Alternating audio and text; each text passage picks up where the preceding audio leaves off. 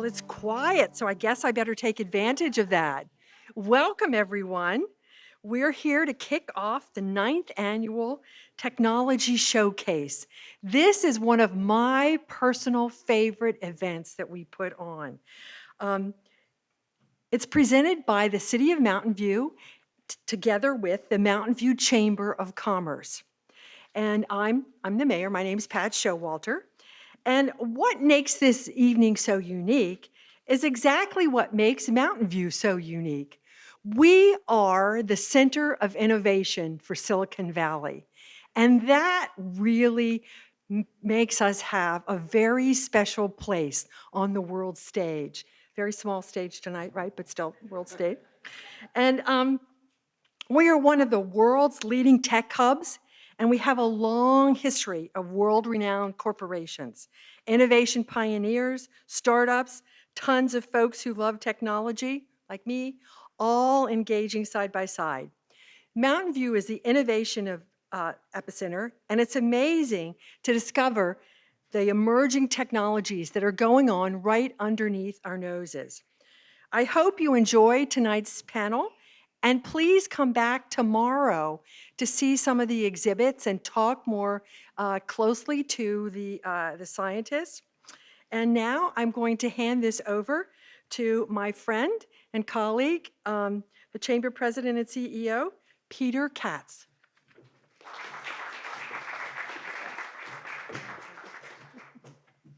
Thank you, Pat.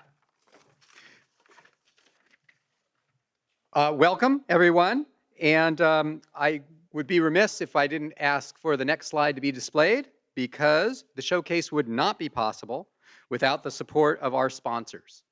So please join me in thanking our co-host, the City of Mountain View, our signature sponsor, Google, our partner sponsors, Aurora, Gaddick, LinkedIn, Waymo, the Mountain View Voice, and KMVT in the back there doing all the filming. This is being streamed. Being recorded so that others will be able to watch it later. And our supporting sponsors, Archer Aviation, Intuit, Lockheed Martin Space, Neuro, and Reliable Robotics. Can I have a round of applause for our sponsors? Thank you. As Pat said, we encourage you to check out many of our sponsors' displays, as well as many others, tomorrow right outside in the plaza. Really exciting things that are going to be shown. If I could have the next slide, please. So, to kick off tonight's event, we're thrilled to dive into an area of technology that's been going strong here for some time, but many people are less familiar with: unmanned airspace. There are several businesses here who've been operating for decades, and people will say, wait a minute, they're in Mountain View? And then there's other technology that goes on. People, wait, that's happening in Mountain View? Yes, it is. And so I really can't wait to hear what our panelists have to say about this. Our moderator tonight is Brian Kaczynski. Many of you may know him as the Director of Leadership Mountain View, where he led the program for 3 amazing years. And, shameless plug, we are still taking applicants for the upcoming class. That's what the URL code is, or the QR code is up there in the corner. So for those of you who've never been through Leadership Mountain View, it's the most incredible way to get to know what makes this city tick and to build the best connections possible. We've had city council members, we've had CEOs, we've had storefronts, all of these people come to LMV. We invite you to as well. Brian did not, I'd like to think that Brian's life started at LMV, but it actually it was many, many decades before that. He was an aerospace veteran with over 32 years of government and commercial satellite experience, including working on a national asset spacecraft program while in the US Navy, and serving as Vice President of Mission Assurance at Space Systems Loral in Palo Alto. Did you know they were in Palo Alto? Okay. Brian remains a consultant for the aerospace industry. So we should be in for a fabulous flight tonight. And without further ado, let me welcome your pilot for the evening, Brian Kaczynski.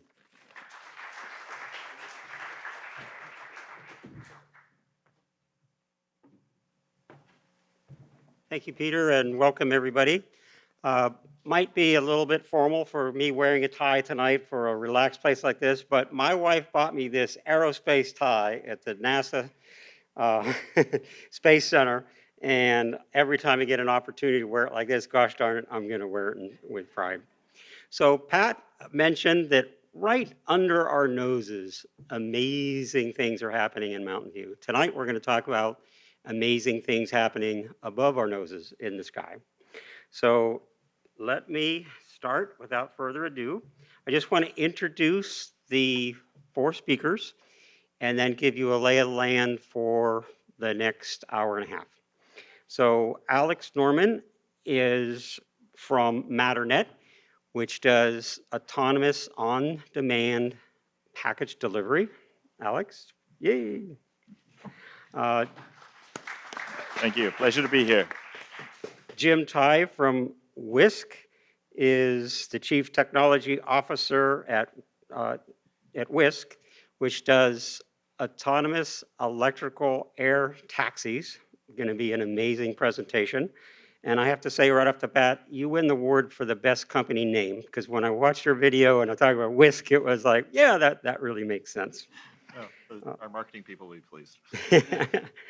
Robert Rose from Reliable Robotics, which is automating all aircraft control systems. So thank you very much, Robert, for joining us. Good to be here. Thank you.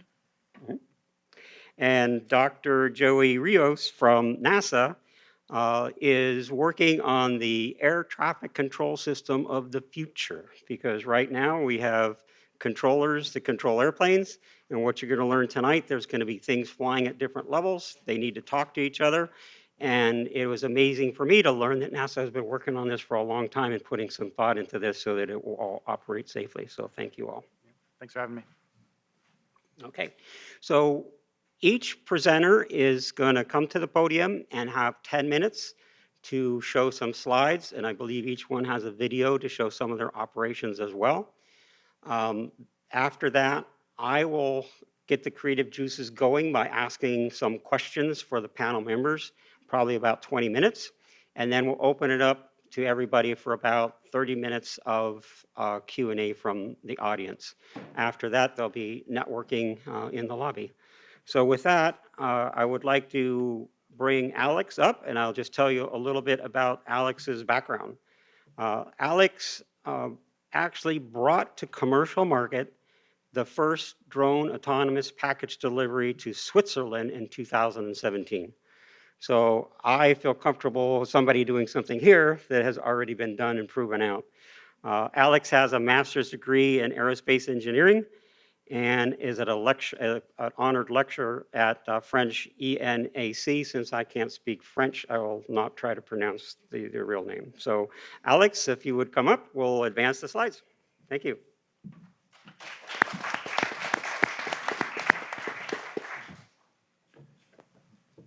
Thank you very much, Brian, and thank you, everyone, for the opportunity here to speak.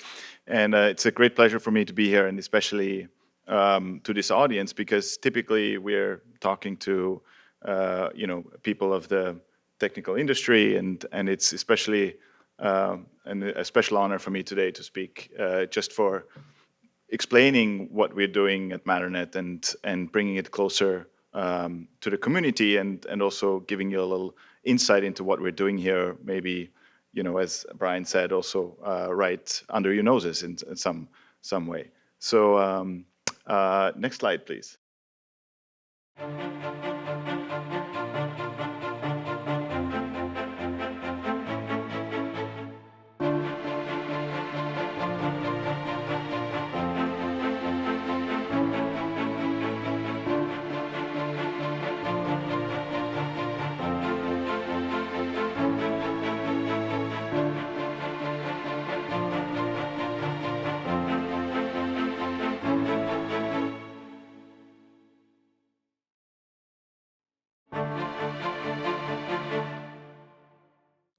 So what you saw there is what we're developing, which is a fully autonomous transportation network, something that you can rely on to send things back and forth, both directions, to and from these stations that you saw there.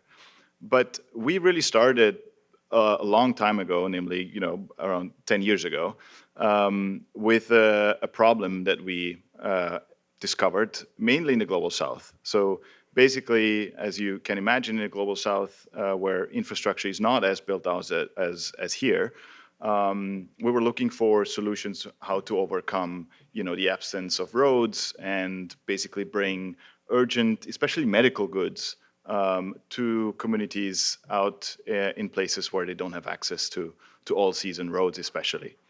And with that, essentially, we conducted several tests and proof of concepts in the different regions, including Bhutan, Malawi, and Papua New Guinea, back in 2016. This image here was taken in Malawi, 2016. And from that place, we basically moved on and understood essentially we need to develop our system to a point where we can go back to these places and provide a fully autonomous transportation system that is affordable and can work to essentially bring all these necessary goods to people. Next slide, please. So we came back and realized basically that we have, due to completely different reasons, obviously, but we have similar problems in terms of getting things moved back and forth in and around our cities. And we have seen that, especially, there's studies around the fact that if we continue to, order more stuff on Amazon and, get more stuff delivered, we have to come up with smarter ways to move around our cities. And the 2D space essentially is not sufficient anymore. And especially if you think about small packages, all of you, I'm sure, know when you order food, for example, and small items, you're moving a 2-ton vehicle through the streets just to deliver a small package, essentially. So we think that there is opportunity for us to make this more efficient and also better for our planet, ultimately. Next slide, please. So we started in 2017 to deploy this technology over cities in Switzerland. We worked very closely there with the Federal Office for Civil Aviation in Switzerland to get that technology out, and we serve hospitals. We transport blood samples from emergency rooms to the labs, and like this enable a much faster turnaround and give doctors the opportunity to diagnose much more quickly than before, and are able to ultimately improve patient care in cities. And we have done this, what in the industry is called beyond visual line of sight. So that means there was no one involved that was looking at the airspace or looking at the aircraft. This was fully automated, and the aircraft flew between those locations fully automatically. Next slide, please. At Matternet, we don't just develop the aircraft itself. We develop everything that's needed around it. So you saw in the video the station, but then also we developed a cloud platform that is enabling all of that and kind of orchestrating that system to work together seamlessly. And we are also developing different methods to deliver the package or the payload. So you see here the tether drop. It's an ability for the aircraft to essentially hover at a certain altitude and then lower a package to any point in or any place where you need a delivery. So with that suite, essentially, we're able to transport things and create this network of matter. So really a transportation network for goods. Next slide, please. In order to do this, and in order to fly over cities and to fly in densely populated environments and also dense airspaces, we need to ensure that it's safe. And here we work very closely with the FAA, the Federal Aviation Authority, to really prove out the safety of our systems. And we have now become the only company that has a delivery drone that is certified by the FAA as a type certified aircraft. And that means essentially that it has gone through all that rigorous testing, everything from what you see here in the background, rain testing to vibration testing to endurance testing. Like there's a lot of testing that goes into proving out to the authorities that this aircraft is safe and it's safe to fly over over cities and people, and also in an airspace that is used. We're able to integrate the aircraft safely into the airspace, and our colleagues here I'm sure, will talk more about that as well. Next slide, please. Here you see, as an example in the background, an image of an aircraft in Zurich that is taking off from a hospital there, connecting it to another hospital and transporting urgent goods, especially blood samples. The way that we integrate aircraft into an already used airspace is also by use of very strict procedures. So it's not just the aircraft itself that is certified, but it's also the way that we do things that is certified. So the operation itself gets certified ultimately. And in Switzerland and in Europe, there's certain rules for that. And also here in the US, there's very specific rules that you might be hearing more about, which is called Part 107 and Part 135, rules that dictate how you can operate these type of devices. So it's really more, you can think of it more like an airline that's operating these devices rather than someone that's flying a small drone from the backyard. Next slide, please. You can imagine really that these, for example, stations may be deployed at different locations in the city or in front of restaurants, so people can access or even send goods and receive goods. Next slide, please. Or at a house where you can receive something, let's say food items or urgent goods that you need for maybe something that you forgot and you need for your kids. We can deliver basically safely to your home in a matter of minutes, essentially. Next slide, please. So all in all, we really striving to create this network that we can basically create a new layer of infrastructure in cities and communities that can rely on basically this new fast way to deliver things, both for healthcare, that's where we come from, where we really have gotten a lot of our experience in, and also for other items. Imagine you need urgent prescription or something, or you go to a hospital and they need to analyze your blood, getting that analyzed very quickly. So all these different use cases to really essentially raise up in a new layer of infrastructure. Next slide, please. And that's what we call the Matternet. It's the new layer of infrastructure. As you might know, the internet, the network of information, we believe that the Matternet will be the new network of matter to really connect people and deliver things back and forth. Thank you.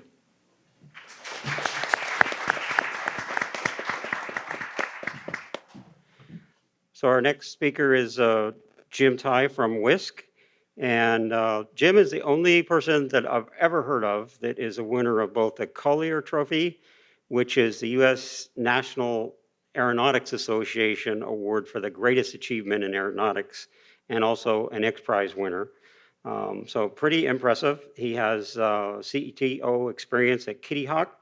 He worked for Scaled Electronics and was involved in both the Spaceship One and Spaceship Two project, which is flying an aircraft, dropped from an aircraft into space and back, so pretty impressive stuff. And now he is the Chief Technology Officer at Whisk. While at Scaled Composites, Jim received a Design News Engineer Award and is an alumni from the University of Colorado. So welcome, Jim. Thank you.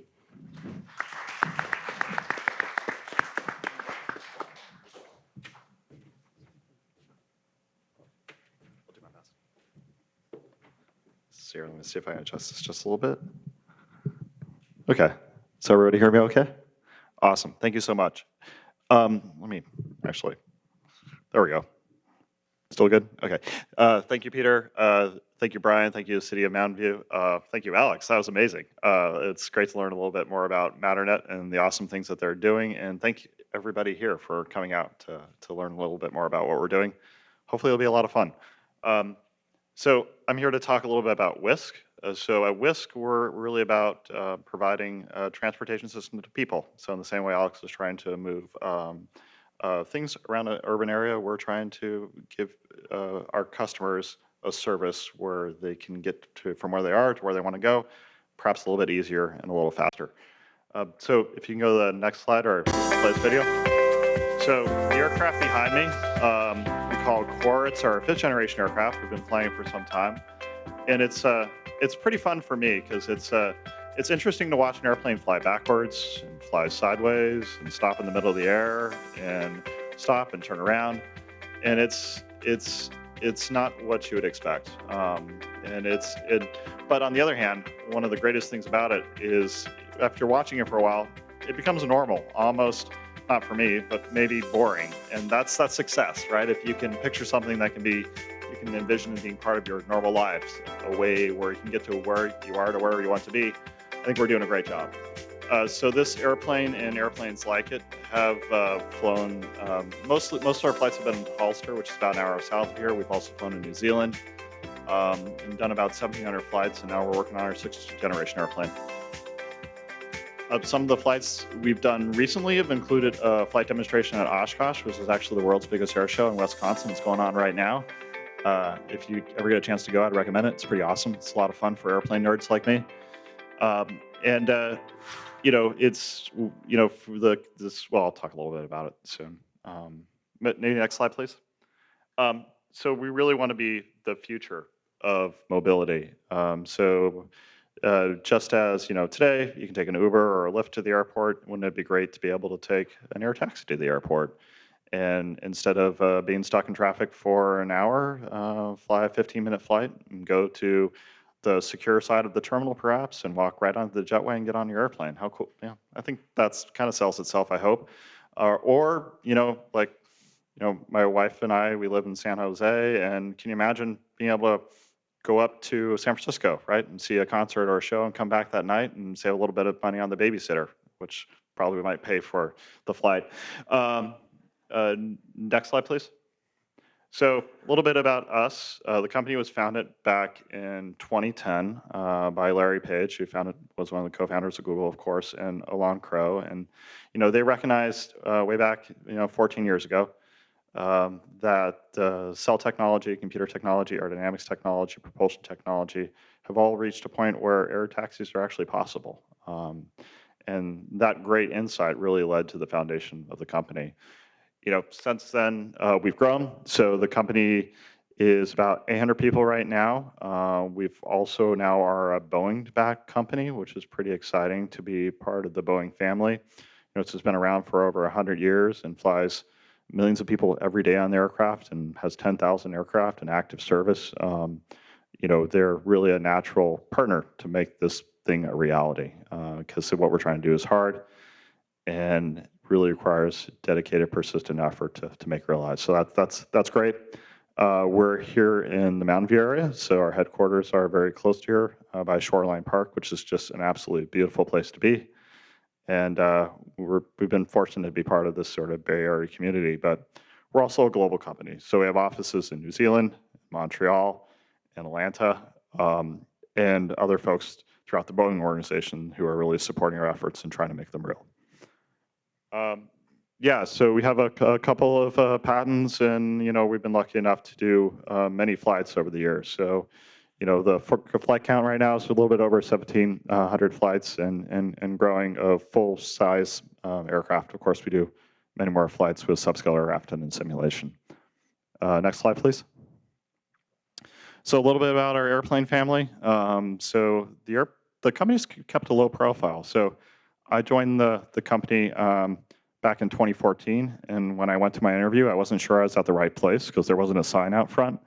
But since then, it's great to be able to share a little bit about what we've done over the past 14 years. Way back in 2014, we were flying airplanes, full cells airplanes, both here and at Edwards Air Force Base. And since then, we've flown piloted aircraft and autonomous aircraft. So most of our aircraft flights to date have been without a crew on board or a pilot on board, which is a really exciting opportunity because it enables us to provide a service at scale that's not limited by the availability of commercial transportation pilots, and also ultimately it will enable safety, which I'll talk about a little bit later. Next slide, please. So I think it's important to talk about people. We have this is just a small fraction of the people working on these projects, but I've been fortunate enough to work on some pretty exciting projects, and like the projects I did at Skeld and now the projects I'm doing at Whisk. And really, the reason for the success of those projects is the great team of folks that we have. So to make these things happen, you need to have a talented team of technicians, of engineers, of fabricators, of business people, and everybody working together really makes this happen. So I'm really proud of this team. Next slide. So I'm also excited about the airplane. So right now we're working on a Gen 6 airplane. So it's a bit bigger, has a bit more payload capacity, 4 people can fly in it, as opposed to the other one, which is a 2-place. It also has creature comforts like air conditioning, a place to put your bags, and automotive-like interior. So if you like your Tesla or your modern car, I think you'll be very comfortable in our aircraft. Next. So the key thing that you won't find in our aircraft is pilot controls. So I've given many presentations and tours of our facilities to various folks, and at the end of it, they always ask, so where's the pilot going to sit? Well, so one of the key takeaways today is there is no pilot. It's an autonomous aircraft, so there's no pilot control. So every seat is a passenger seat. So you can sit in the left seat and be very comfortable. The way I like to explain the service we're trying to operate is it's like a gondola. So picture going to a ski resort or a place where there's like an urban gondola, like in Portland, and you get in the gondola, and the gondola takes off and takes you where you want to go. We're doing the same thing. It's just with an airplane. So it's exciting. Next. So a little bit about what we're doing today. So right now we're in the middle of building our 6th generation aircraft, and so it's actually a really rewarding time for me as an engineer, because you get to see all these pieces that have been on a computer screen like come to reality, which is super cool. So this picture is actually taken in Philadelphia at a Boeing facility. That's the Boeing vertical wind tunnel facility. That's one of our propellers that's undergoing testing right now. So part of making a safe vehicle is doing lots and lots and lots and lots of testing. You test at the component level, like a propeller blade is an example. You test at the assembly level, like a full rotor. You test at a motor level, which is the motor plus the rotor. You test at the subassembly level, so the rotor plus the boom, and you test at the, on, and finally you get to the wing test. And that's how you're confident that it's going to work. It comes down to a lot of hard work and a lot of testing, and that's just a good example of it. Next slide. So that's a picture of Daniel. Daniel Reyes, he's a great systems test engineer, and he's there with one of our booms. So that's like what one of these flight structures look like. So it comes together because a lot of talented people like Daniel think very hard about what the requirements are, what the regulations are, what the load cases are, and build a structure, and then think about hard how to test it and make sure that it's successful and works every time. So just a cool piece of structure, and if you keep an eye on our website, west.aero, you're going to see a lot of neat stuff in the next couple of months. Next slide. So that's all I had today. I know we'll talk a bit more in the panel about how autonomy works and how we're going to integrate it into the aerospace system. But again, really thankful that you guys are here, and I appreciate your attention. So I'll turn it back to Brian.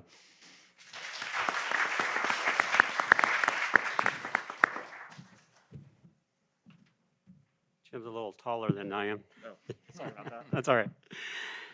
So it's rare in my experience to find an engineer with a sense of humor. So I kind of chuckled when you said we have a few patents and it was 280 on the screen. But maybe that wasn't a joke. Maybe he was just being humble. I'm not sure which, but thank you. Pretty impressive stuff. Next, we have Robert Rose from Reliable Robotics. And Robert has a deep experience in a lot of aerospace, self-driving car, and robotic spaces. So I have a question for the audience. How many people have seen a SpaceX Falcon 9 launch where they not only launch, but they re-land the first stage? Pretty cool stuff. So Robert was in charge of the first 10 Falcon 9 rocket launches. Just amazing stuff. Another show of hands from the audience. How many know that when we retired the space shuttle, we were dependent on the Russians to launch people and supplies to the space station? Right. Pretty embarrassing, right? Well, we were dependent on a commercial industry to solve that problem. And Robert was in charge of the first 5 Dragon spacecraft that went to the space station. So amazing stuff. Robert is also a fellow of the Royal Academy of Royal Aeronautical Society. He has multiple patents. He has a BS in computer science, a BS in computer engineering, and an MS in electrical and computer engineering from Oregon State. So please welcome Robert from Reliable.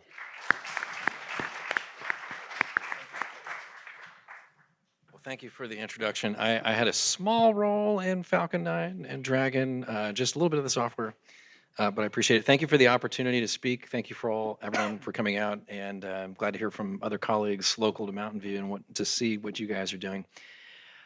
So yeah, my name is Robert Rose, background in software engineering and safety critical systems development now for most of my career. Started this company here in Mountain View 7 years ago this week. It's our anniversary. Oh, thank you. Yeah, startup. We made it 7 years. Hopefully we'll go another 7.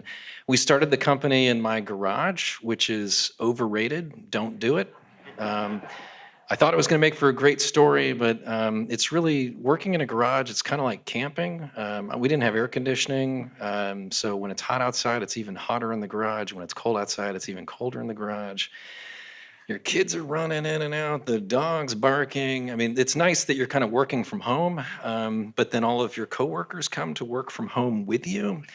So it was a good day when we found this spot in Mountain View off of Ringstorf. We're not quite by the shoreline, not as glamorous, but we are closer to Costco, which has its pluses. Can we run the video next? Here we go. Okay, so we're about autonomous aviation. We're about retrofitting, or excuse me, upgrading existing aircraft with automation capabilities. This video is from a flight test that we performed late last year with a Cessna Caravan. This is a aircraft that's capable of carrying about 12 people in the passenger configuration, carries about 3,000 pounds in a cargo configuration. After many years of flight testing and development and getting approvals from the FAA, we reached a point where we were comfortable taking the pilot out of the cockpit and then operating this aircraft remotely. So this entire operation actually was flown from Mountain View, even though the aircraft was down at Hollister. We have a control center here right off of Ringstorf where the remote pilot was managing the operation. They don't have a joystick. There's no remote controlling. I react to calling it teleoperation. It's really more like remote programming of the aircraft. You're providing a flight plan and then uploading it to the aircraft over a satellite communications link. Aviation today is also largely driven through radio communications and pilots talking to other pilots and pilots talking to air traffic control.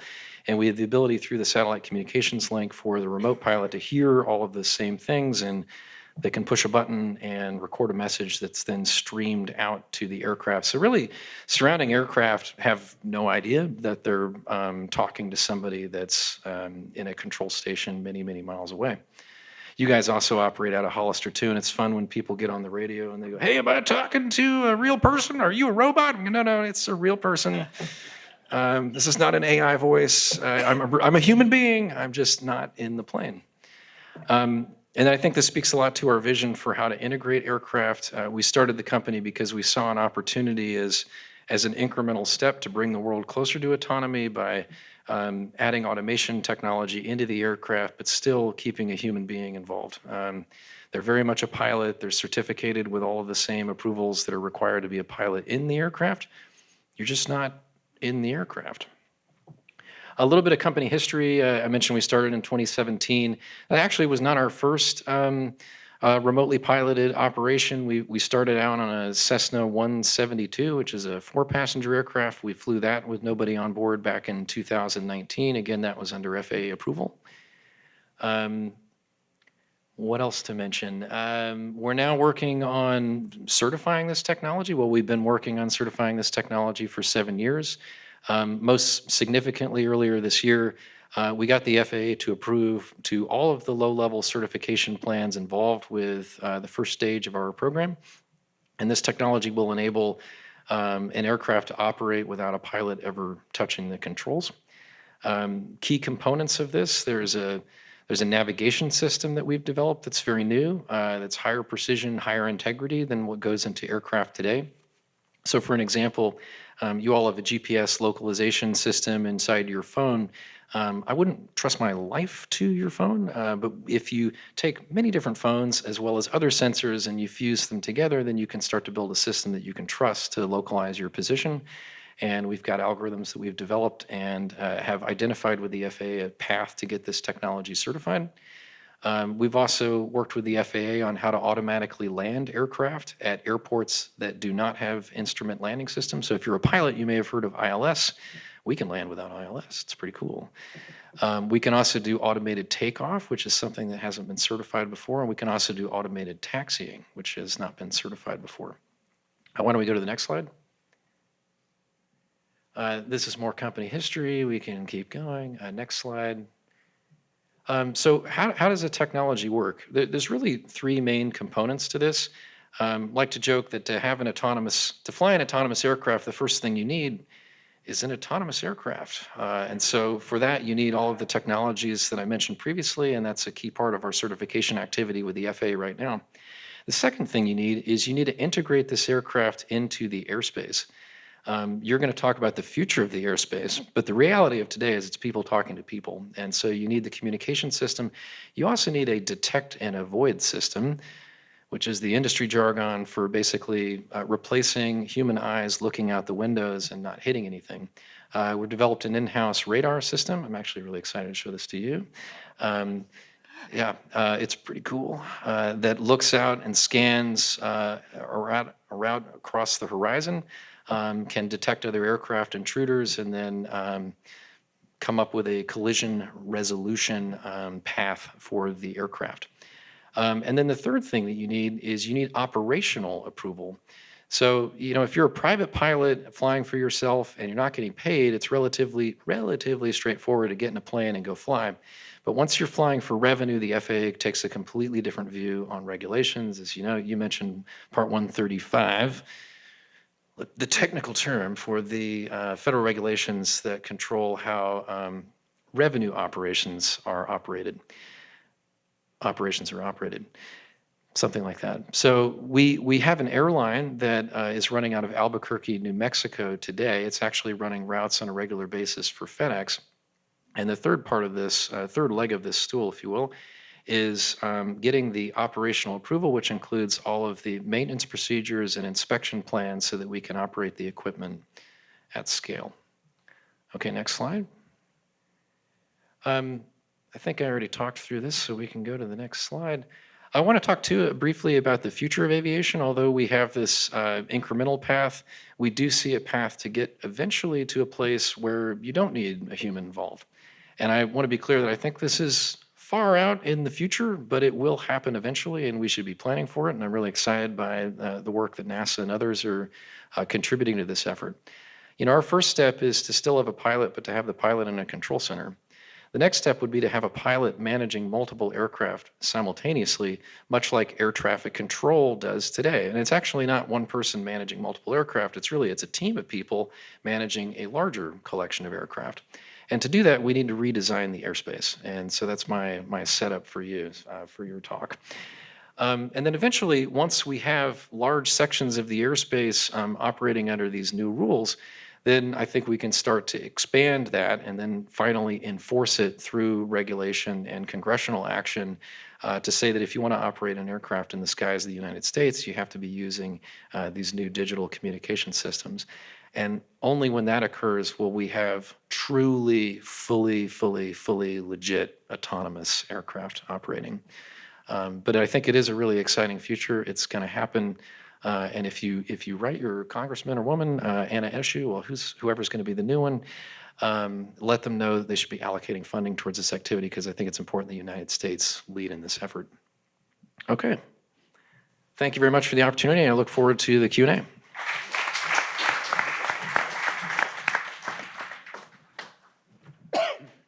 Thank you very much. Fascinating stuff. Congratulations for having the courage to offer your garage to such great work. Our next speaker is Dr. Joey Rios. Dr. Rios is the Chief Technology Officer, or Chief Technologist for the Aviation Systems Division at NASA Ames. There's some really cool stuff going on at NASA Ames. We just have so many gems in Mountain View, and NASA Ames is certainly one of them. So I appreciate you coming today. Dr. Rios has been working on the UAS traffic management system, which is, I think I could say, the control of the future for what you've been seeing in the last 3 presentations. He led a team that won the Software of the Year award for NASA for this work. And NASA is a really, really big place. So to win the Software of the Year award is, I imagine, a pretty big deal. So if those of you in the audience that say, I'd like to be a panel member next year, if you haven't won an award already, you have to go out and win an award, because it seems like everybody up here has won a couple awards. So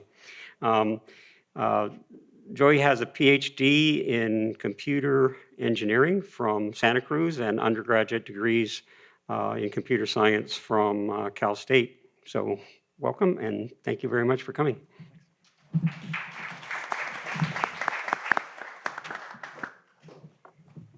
All right. Well, hello, everybody. Thanks for having me. Really appreciate the opportunity to talk about the things we're doing at NASA.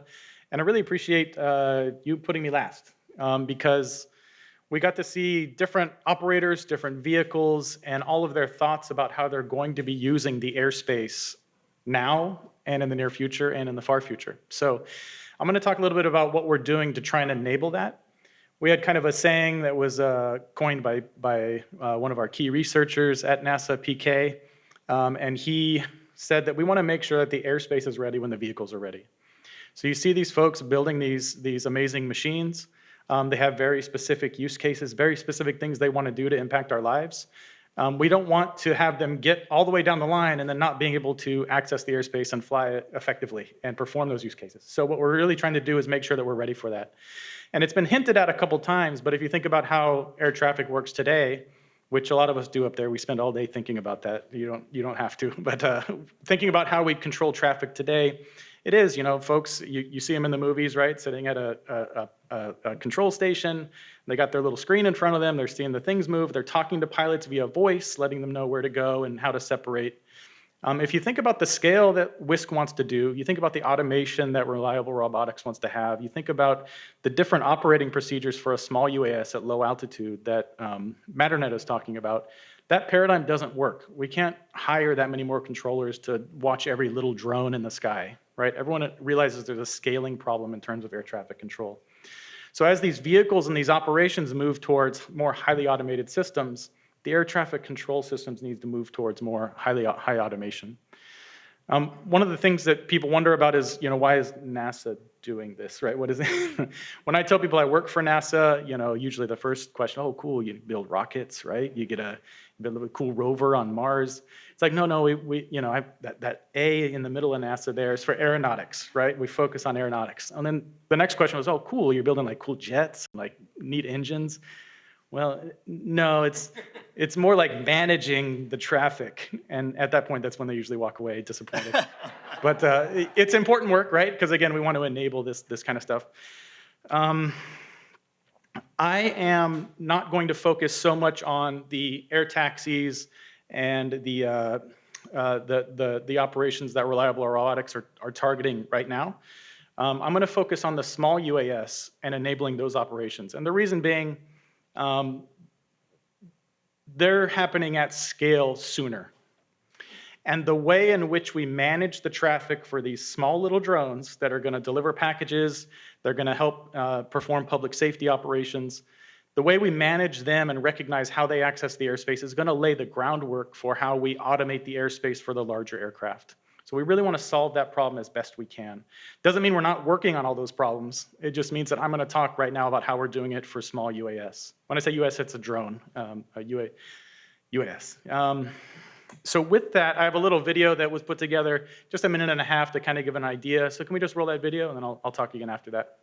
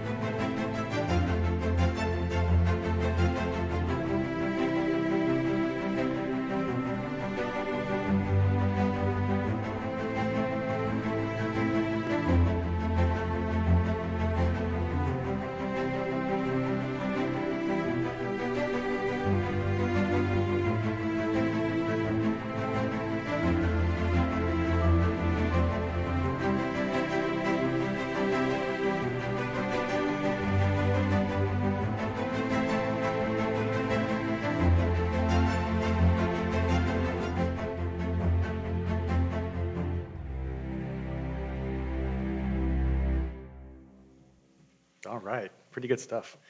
So you can see we're very focused on those issues in order to open up the skies like we're talking about there.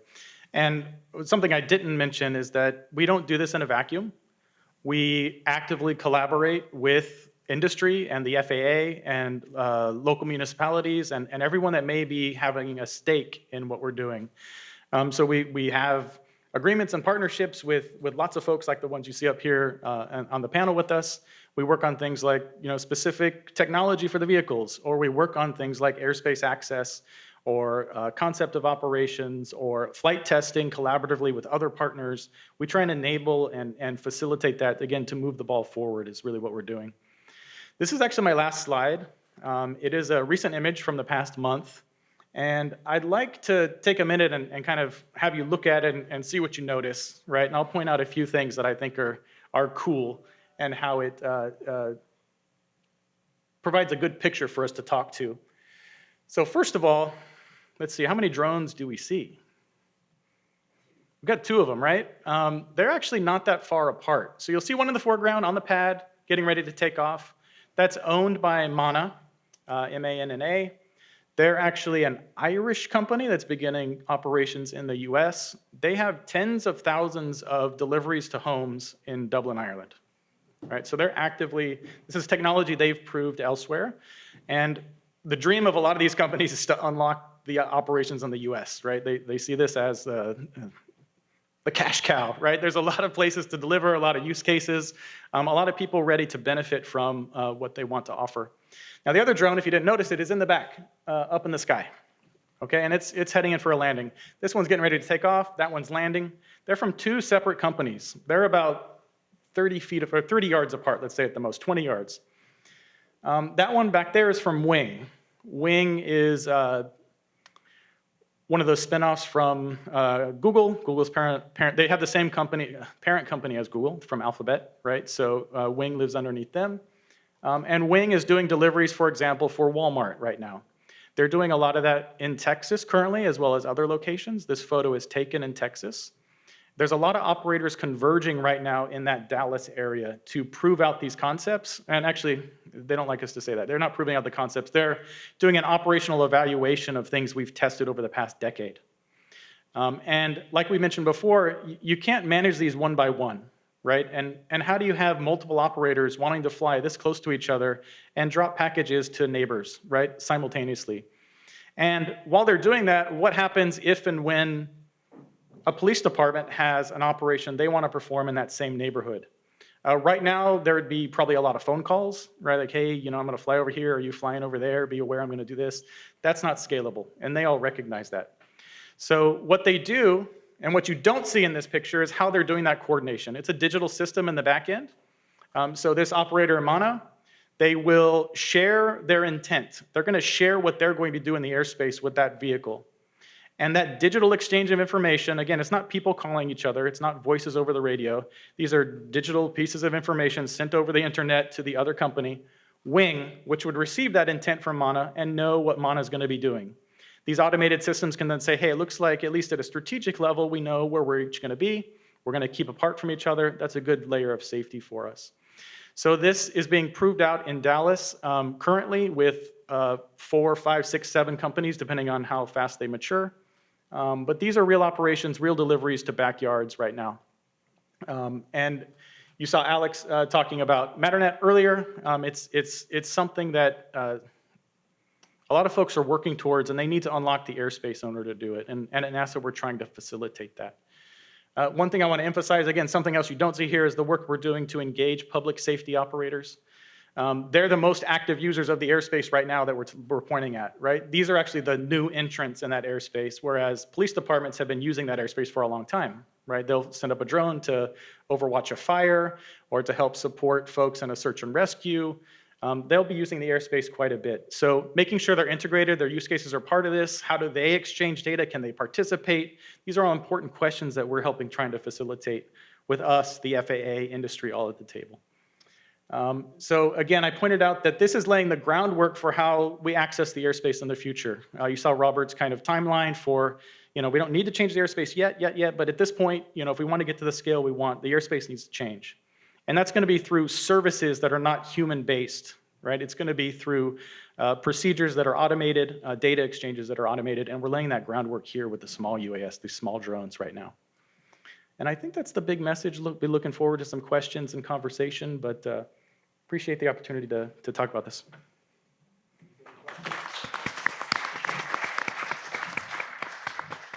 Thank you very much. Okay, so I would like to start with a couple of questions, and then we'll turn it over to the audience for harder questions, perhaps. I don't know.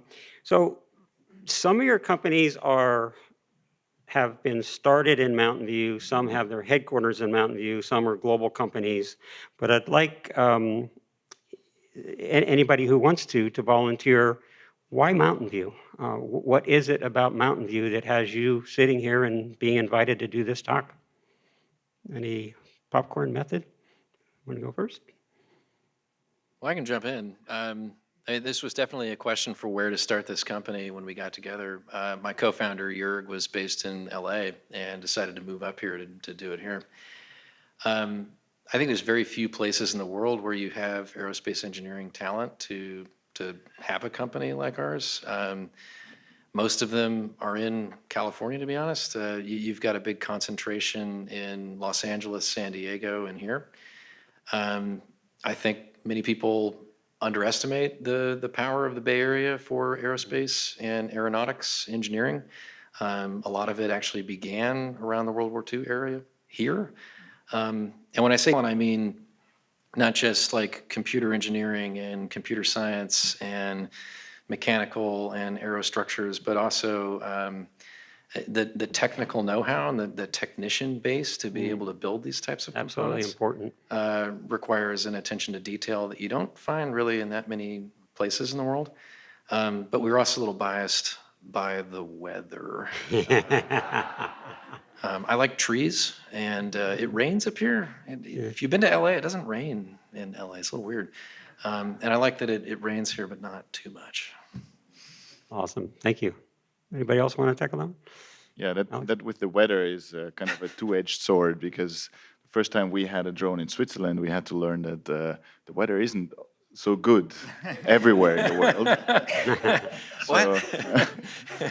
Yeah, and then I think it's really like what's very interesting about this type of aerospace now, like the age we're coming into, is really this intersection of computer engineering and software, and the really old school hardware side of things a little bit, and I think this place here at the heart of Silicon Valley, really, that Mountain View is a great place for this type of talent, like really mixing these two. I've been reminded by the experts in the control room that if everybody could speak into their mic, that would be helpful. Anybody else want to tackle that one, or should I move to the next question? Good. Okay. The next one is, and I'd actually like all four of you to answer this particular question. Some of them we don't need all four, but this one is I would like to know, although Joey, I'm not sure on your side, but the question is, what kinds of jobs will your technology introduce into Mountain View? A lot of people get scared that when you automate an aircraft, then you're putting a pilot out of a job. But what they don't understand probably is that that's creating other jobs. So not only the technicians and the software and that kind of stuff, but what is the spectrum of jobs that open up because of the groundbreaking technology that you're working on? Yeah. Well, so I mean, the beauty of this is really that it's not just developing the systems and maintaining the systems, but also operating them and like really bringing them out in the field is like a whole end-to-end, and it opens up all sorts of places for talent, really. And if we talk about specifically, automating transportation, it's not so much, taking away jobs. It's more like making people more effective in what you can do. Like now, one person can deliver so much more in a given time period. So essentially, if you equip one person with a drone, they now can deliver so many more blood samples than they used to be able to, stuck on the 101 trying to get from one lab back to the hospital. So it's really just changing everything and giving us better, ultimately, a better outcome for people, better outcome for patient care, and ultimately, just changing the whole job situation. Yeah, I guess, there are a couple different levels on the job side. I mean, pragmatically in the near term, I think collectively we all need a lot of different skill sets. So we have a lot of software engineers who develop the autonomy systems and the flight control systems and the motor control systems and the ground support systems. We have a lot of engineers, electrical engineers, mechanical engineers, structural engineers, aerodynamicists, controls engineers, systems engineers that are all required to design, develop, test, and prove that the systems meet the challenging requirements and our safety requirements to show that the vehicle meets its performance and safety goals, and the system meets its performance and safety goals. On top of that, of course, we have a great business team, some great interns, and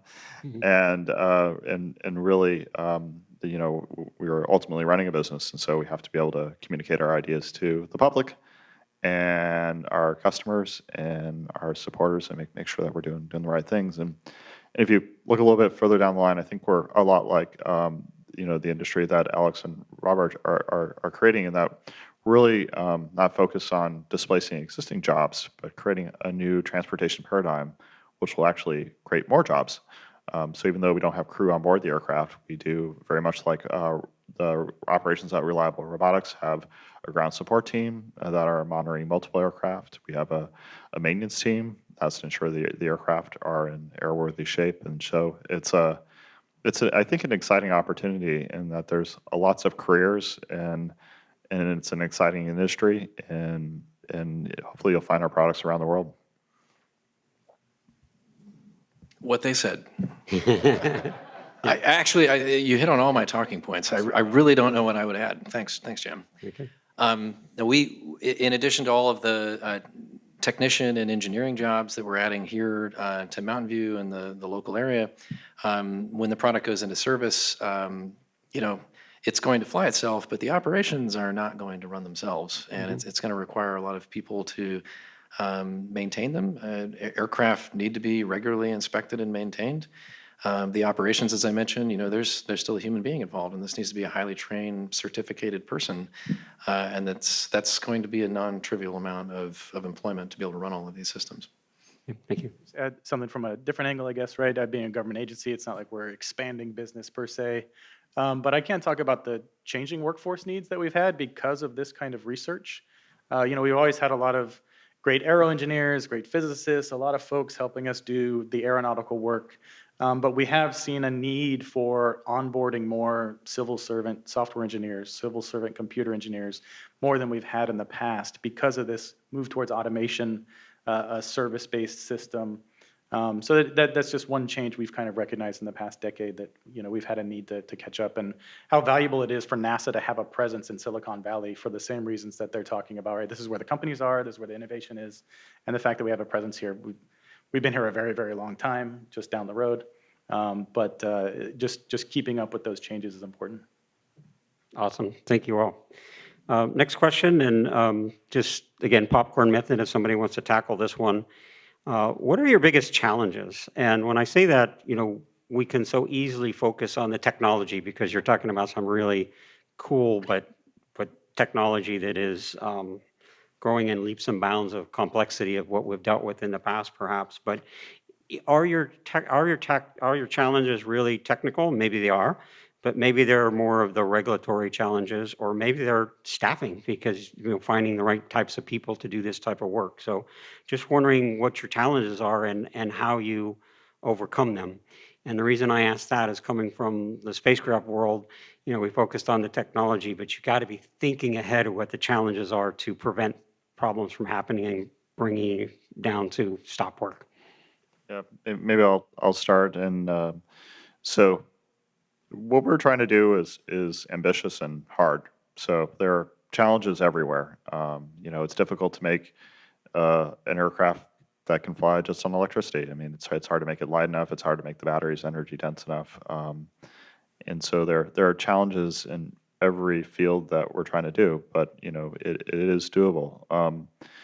There are also challenges in the regulatory space and designing a vehicle that can meet regulatory requirements, working with our partners at the FAA and NASA to help define how you do this safely and reliably and effectively. And that is a big challenge. And I'm really so grateful to see people like Joey and to know that my colleagues at Reliable and Matternet are really working the airspace integration issues. So being able to operate these airplanes safely in today's airspace is a challenge, but it's an exciting one. I mean, I think if there weren't challenges, it wouldn't be as interesting of a job. So I'm in many ways grateful for them.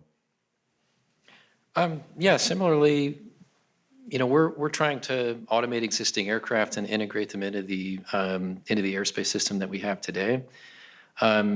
The military obviously has been flying autonomous aircraft for decades that we know of, unclassified. I think it probably goes back further. But we're trying to do this at scale in a civilian context where regular people can use autonomous aircraft. And that means you need to operate within the rules-based system that the FAA and Congress and others have created. And so, the biggest challenge for us has been since the beginning, mapping what we're doing into the existing regulatory framework. So what does that mean? Congress passes laws that creates the FAA and gives the FAA power to establish regulations, which are kind of quasi-laws, and then the FAA publishes regulations, and there's tens of thousands of pages of regulations that they've written that impact aviation, and then the FAA then publishes standards and other documents that describe how they expect you to meet all of these regulations where the regulations are ambiguous. And so we're almost like lawyers in a sense. We're not really lawyers. We're like engineers turned lawyers, and you get into the specific meaning of what do you mean by shall here in this statement? Is this a shall or is this a should? And then there are places where legitimately the regulations are insufficient. They don't cover what we're doing.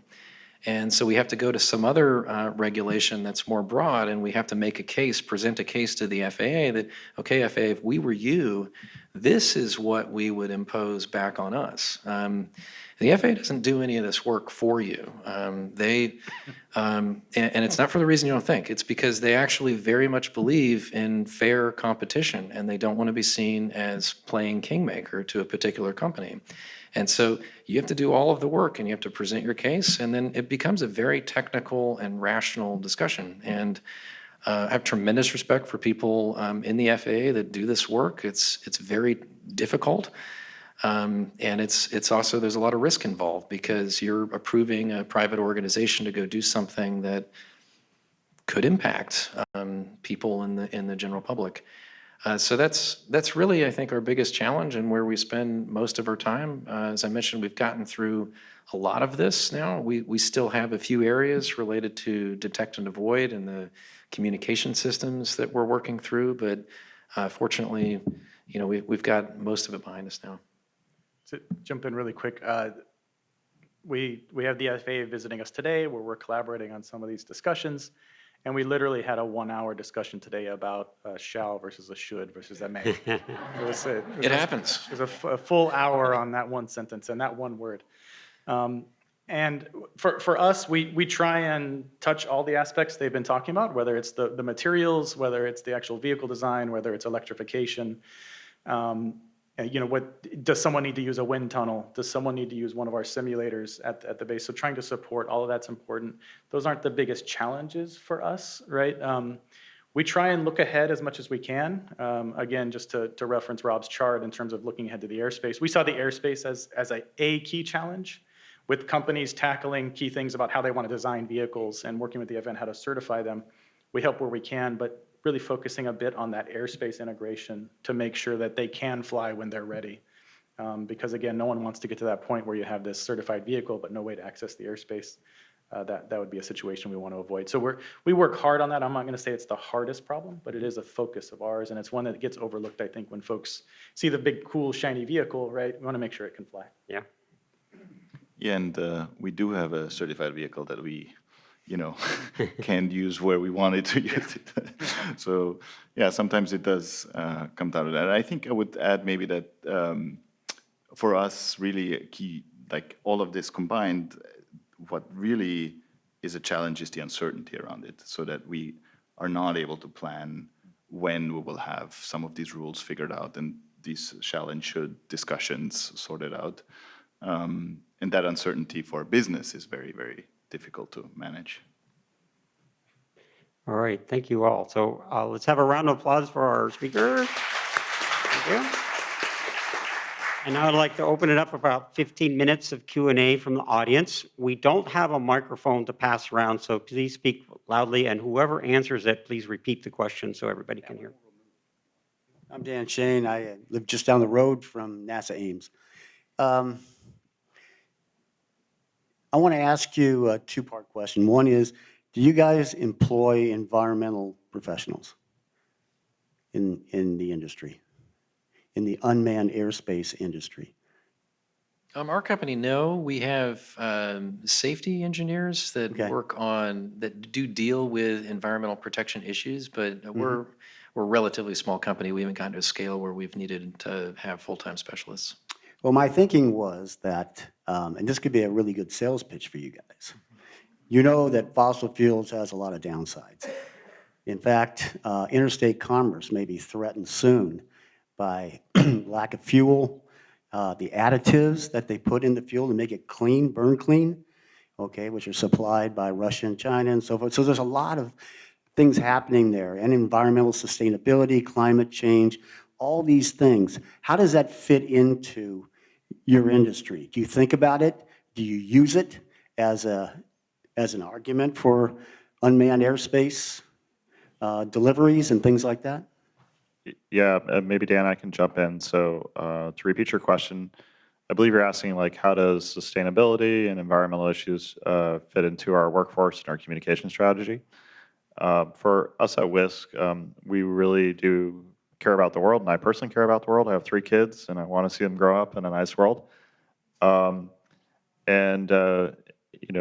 we do have a sustainability team who's looking at our footprint, environmental and social, and so on and so forth.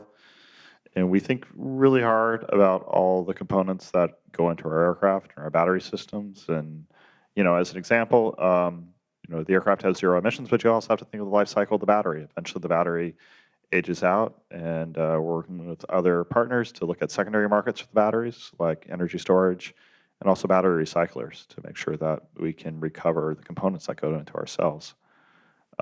So it is something that we take seriously and value. We really want to provide a great service to our customers and do so sustainably. But it's a challenge, and it does require focus, and you're right to bring it up, especially for the younger members of our team. Understandably, it matters to them, and it matters to us.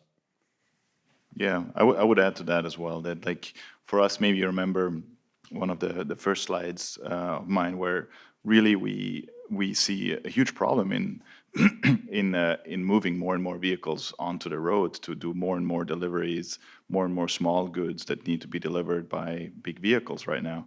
And we really see an opportunity here for this new technology to make it a big change. I know it wasn't directed at me per se, but NASA does have a large portfolio of research into sustainable aviation, electrification, sustainable aviation fuels. So we have a large portfolio of that. And a lot of our metrics we've tuned towards being able to present the impact or the benefit to moving to a certain technology. So a lot of that does happen in our portfolio, kind of agency-wide. Hey, Jim. I noticed in the aircraft, there's only safety belts, there's no airbags. What is the fatality rate if you have a direct impact in air? Yeah, so I'll repeat the question. I think it was directed at myself. So the question was, what is the fatality rate and what sort of safety systems are in the cabin?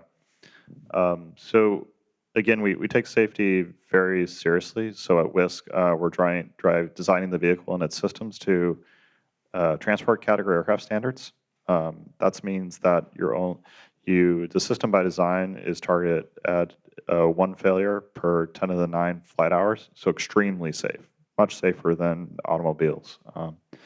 And we're largely leveraging existing regulations to design the vehicle to achieve those impressive safety levels. There's a reason why your Southwest flight is as safe as it is, and it's because of a lot of hard work goes into it. So just as an example, in the cabin systems, aircraft features seats, and the seats are helicopter seats, which means that they actually have a vertical stroking mechanism in the event of a crash that absorbs the impact. We also make sure that the landing gear systems, as an example, are designed to take an impact, and we do drop testing to show that. We do tests on the battery systems. So as an example, we're required to take our battery up 50 feet and drop it and show that it survives the impact.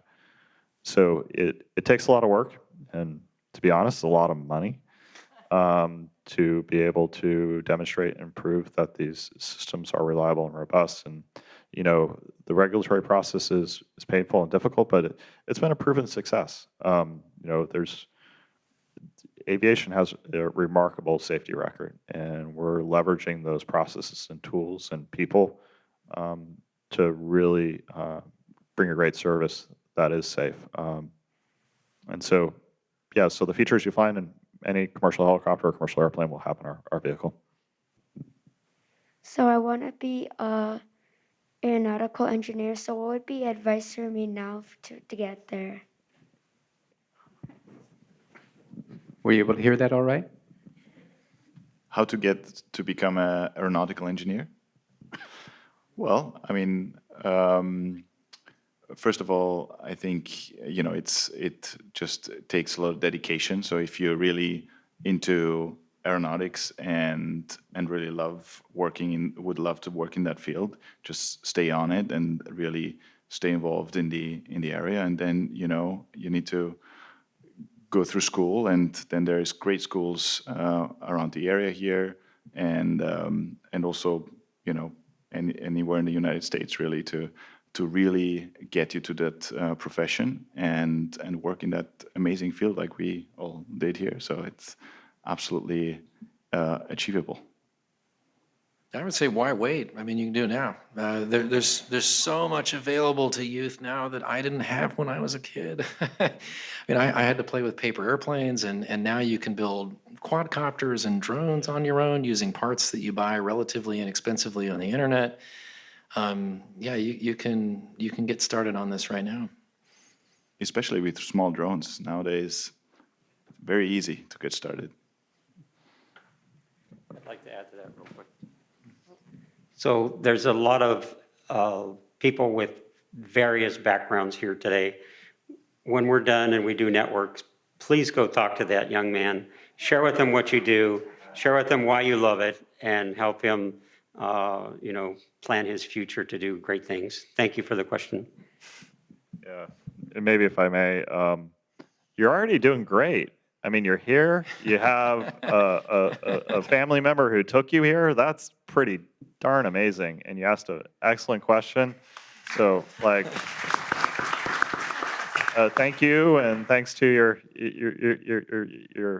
mom or parent who brought you here. That's awesome. And yeah, being an aeronautical engineer is a lot of fun. It's worth it. So do your best, try things out. Don't be afraid to break stuff. Yeah, I didn't set my house on fire as a kid, but I came pretty close a couple times. Do it outside. Go outside. Yeah, go outside. Do it safely, but have fun. Thank you. So as someone who isn't a technical person, I'm not an engineer, I'm looking at all this and wondering, okay, so there's not a pilot in there. How do you address sort of concerns like the recent CrowdStrike situation or just the general vulnerabilities we know about our GPS satellites, aging infrastructure, for the civilian people, what kind of arguments are you making in terms of how safe it is, how susceptible it is to some of these, structural, environmental, technical, political, thank you, Mike, political issues that might come up. Thanks. I know that you guys will have a lot of good answers for this, but the first thing I'll just point out is that CrowdStrike thing was intense, right? But at the same time, they made the decisions to keep the system safe when that problem occurred. So it's not like they tried to push through it, let's try and fly anyway when we're not sure about the systems. So you'll see that's one of those safety mechanisms. It may be impactful to folks getting delayed or canceled or not getting off the ground, but all those decisions are made to keep the flying public and the public at large safe, right? So safety is always paramount, and there's contingencies in place for when systems are not available or they go down and they flip into those contingency modes. Those contingencies will look different in these use cases, but that philosophy kind of remains the same. So I just wanted to kind of point that out. Okay, 2 more questions from the audience. Yeah, hi. I just want to preface that I started my career working at Ames, so I'm kind of liking all this stuff, very geeky about it, thinks it's wonderful. But the thought that kept going through my mind was, do we have to worry about kind of our airspace essentially being captured by sort of commercial operations, that a kid in the future will not be able to fly his kite or his quadcopter or things like that? Because to make it safe, you have to control it, and we can't just have us, pedestrians up in the sky. So how do we balance that? Well, we've already made steps with the remote ID rules that passed. There's equipment that need to be put inside most every drone in the United States now so that it can be identified and tracked. I think the way we do this, I was talking about this a little bit before, is, we encourage folks that are developing airspace management tools and technologies to keep doing so, and then run it through standards processes with the FAA to ensure that everyone has equitable access to the air. I believe we can create a future where a hobbyist can build a drone and safely fly, and a Matternet drone can deliver within X number of meters from it. I think this is solvable. We have the technology, we can do it. We just need to keep encouraging this work, and that's why I said you need to be writing members of Congress to express your interest in this.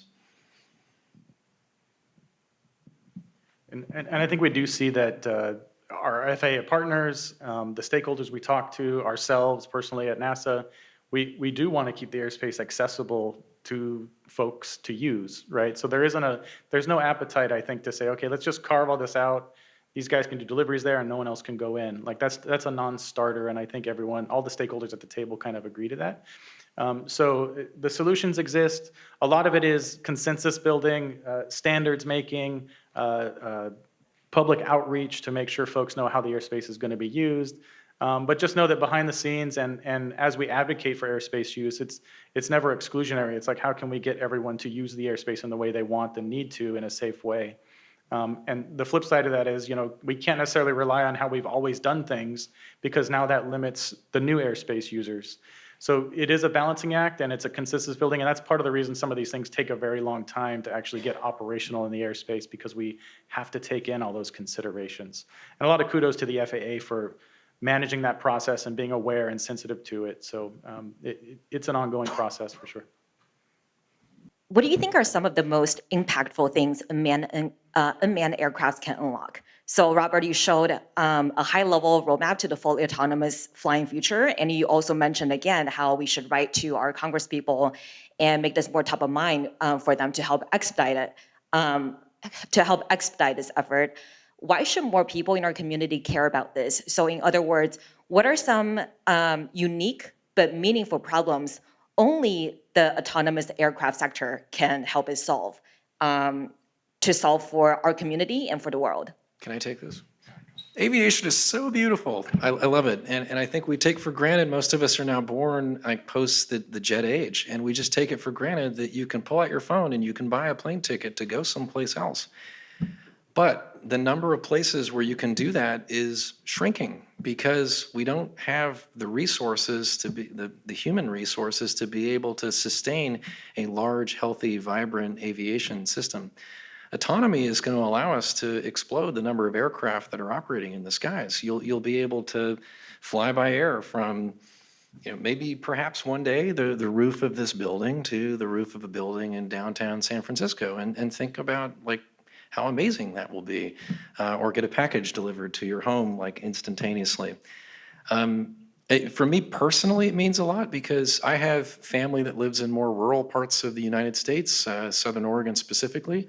There's no commercial air travel to get there, and it's 10 hours by car. And it burns me up that for me to go home and visit family, this is like one day out of my life to go up there to see them, and then one day to get back.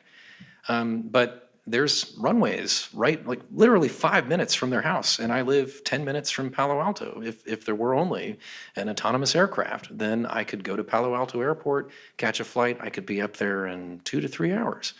The time savings and freedom that would give me and my family. Through autonomy, we're also going to be driving down the cost. Through electrification, we're going to be reducing the environmental footprint. Mobility is going to radically change here over the next century, and I think we're going to take it for granted.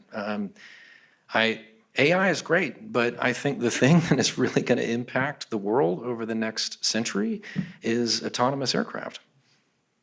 That's why you should care about it. Okay, I think we should wrap Okay. up. That was great. Some of the presenters will be able to network if they don't have to take off for another event. I'd like to thank each and every one of our panel members. And for those of you that didn't get to ask your questions, hopefully you will be able to interact with at least some of the panel members for the next half hour before we get kicked out of this beautiful place. Thank you to the Chamber of Commerce. Thank you for Mayor Showalter for kicking us off. And thank you for the Center for Performing Arts and KMV TV for filming this so that the other people can enjoy this later. So big round of applause for our panel members. Thank you.